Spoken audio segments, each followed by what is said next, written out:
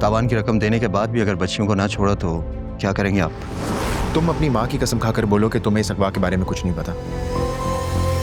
हम तुम्हारी शादी आलिया से नहीं करा सके, लेकिन जो किस्मत को मंजूर। जरूर इसी ने कोई ना कोई चक्कर चलाया होगा जिसकी वजह से ये सब कुछ हो रहा है।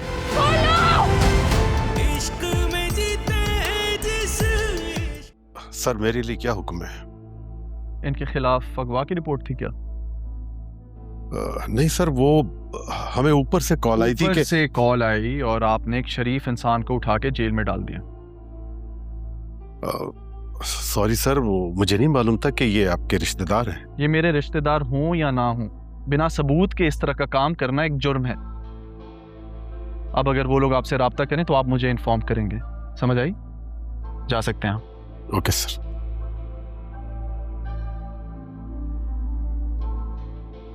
न जाने वो दो बेचारे कहाँ होंगे, किस हाल में होंगे। वैसे कुछ दिन पहले किसी शेल्टर होम का जिक्र किया था।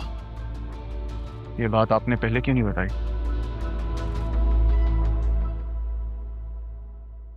हेलो, असिस्टेंट कमिश्नर अरमान सिकंदर हयात स्पीकिंग। जी सर, मैं क्या मदद कर सकती हूँ आपका? क्या आपके शेल्टर होम में सितारा नामी खातून आई हैं? और अगर वो आई हैं तो अकेली आई हैं या उनके साथ कोई और भी था? सर, सितारा अभी भी यहाँ अपनी बेटी के साथ पहुंची है। आप कहते हैं तो मैं आपकी बात करवा देती हूँ। नहीं, उसकी ज़रूरत नहीं है, मैं खुद आकर उनसे मिलूंगा। आप मेरा एक काम कर सकती हैं, बस उन्हें ये मत बताइएगा कि मैंने आपसे फ़ोन पे बात की है। सर, सब खैरियत तो है? जी सब ठीक है, प्लीज़ उनका ख़ास ख्याल रखिएगा। खुदा हाफिज़। मिल गए?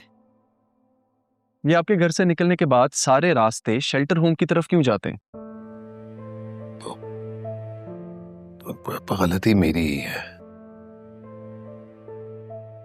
मैं कभी हीरे की कदर कर ही नहीं पाया और 20 साल से इसी गुनाह की सजा काट रहा हूं।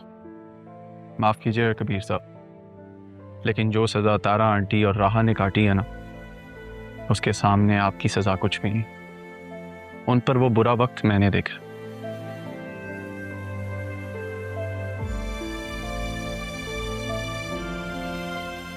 वसीम और जरियून से ज़रा दूर रहिएगा, उन्हें अब मैं अपने तरीके से हैंडल करूंगा। अपना ख्याल रखिए। शेल्टर होम का पता तो दे दे। अभी नहीं, अभी जख्म ताज़ा है, तकलीफ ज़्यादा होगी।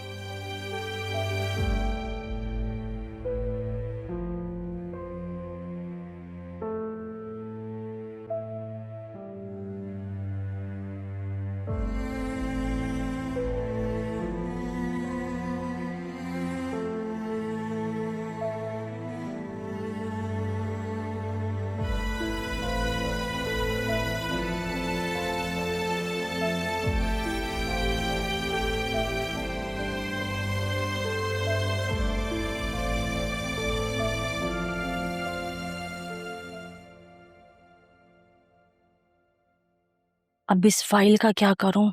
इसे फेंकूं के नहीं, क्या पता ये काम की हो।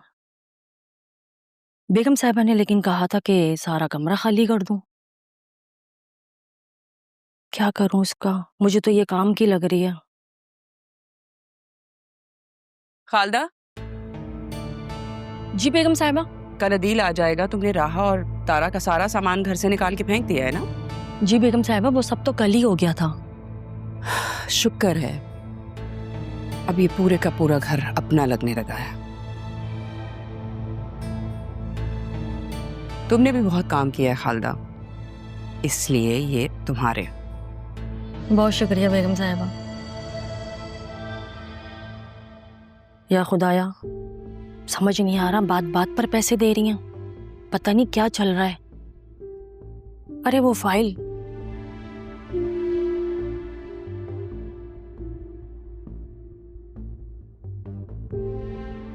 ऐसा करती हूँ, इसको छुपा देती हूँ।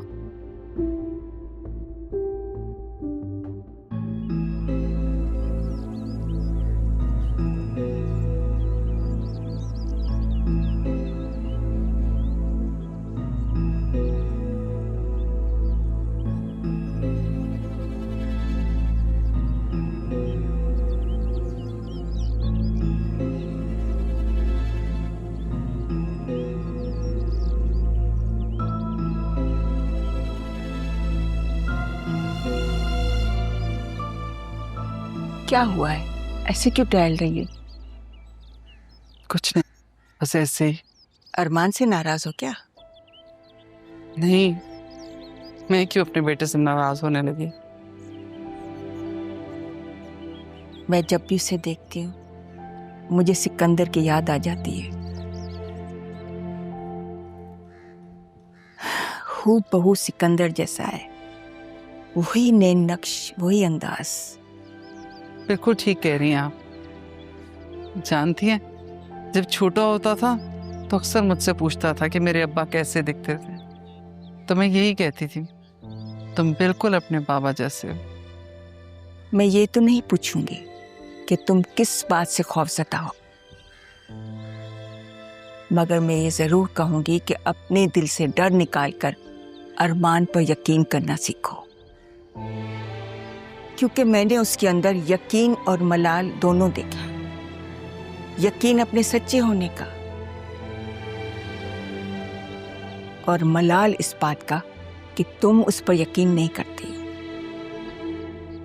ये सब आपको कैसे पता चला? जानने के लिए एहसास लफ्जों के मोहताज नहीं होते। ठीक कह रही हैं, लेकिन मुझे अपने बेटे पे पूरा यकीन है। मैं तो बस वक्त के फैसले का इंतजार कर रही हूं कि वो क्या फैसला करता। वक्त बेहतर फैसला करेगा, आगे अच्छा होगा इंशाल्लाह। अरे असिस्टेंट कमिश्नर की माँ हो, कोई कम बात है क्या? चलो कहीं बैठ कर चाय पीते हैं। बाबा, पापा प्लीज थोड़ा सा पी लें। आपने सुबह से कुछ नहीं खाया, थोड़ा सा। बहुत अच्छा किया आंटी आपने चाचू को यहाँ ले आई इस रूम में, वो अब ज्यादा बेहतर फील करेंगे।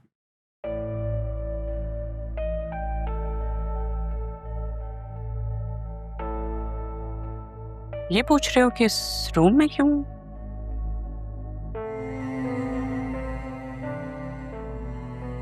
डॉक्टर ने कहा था तुम्हें किसी ऐसी जगह रखा जाए जहां पे सुकून में रहो।